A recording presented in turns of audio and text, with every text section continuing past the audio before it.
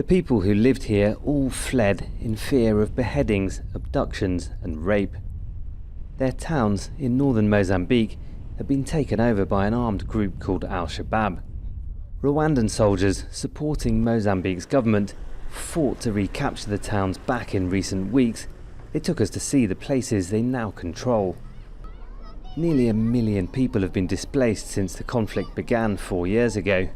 We met MWANAJUMA ISMAEL, her 4 children and their neighbours sitting under a tree waiting for help. They say they've been here most days for the last 7 months. We ran away from the attackers. They killed people and burned down our homes, so now we're staying here in shacks. Sometimes we eat, sometimes we don't.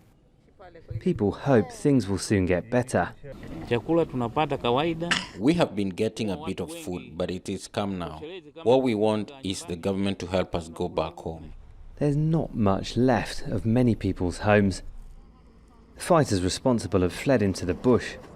The Rwandan forces told us they don't know how many of them are left. The secret behind counterinsurgency operations is vigilance and constant engagement to ensure that insurgents do not gain a foothold anywhere.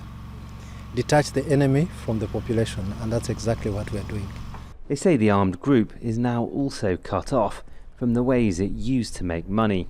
Most of the trucks and the other vehicles here in the port of Mocimboa were torched by the insurgents when they were here. This was a key strategic point for them. The Indian Ocean's just there.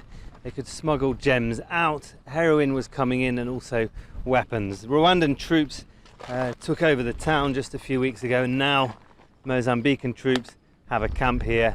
They're back in control. Whoever controls the coastline can profit from the smuggling, which started long before the conflict.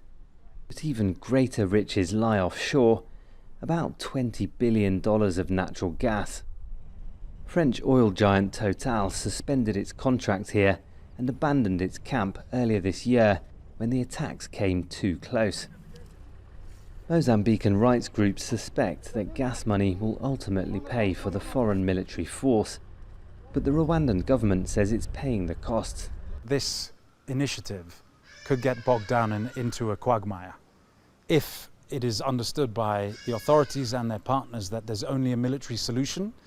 It's unlikely they're going to be able to completely defeat and eradicate this armed group that actually has been born out of grassroots issues. People here have been desperately poor for generations. The government provided few services and little security. The arrival of oil companies created a tinderbox. Now the government and its allies control the towns once again. People are waiting to see if anything else is going to change. Malcolm Webb, Al Jazeera, Cabo Delgado, Mozambique.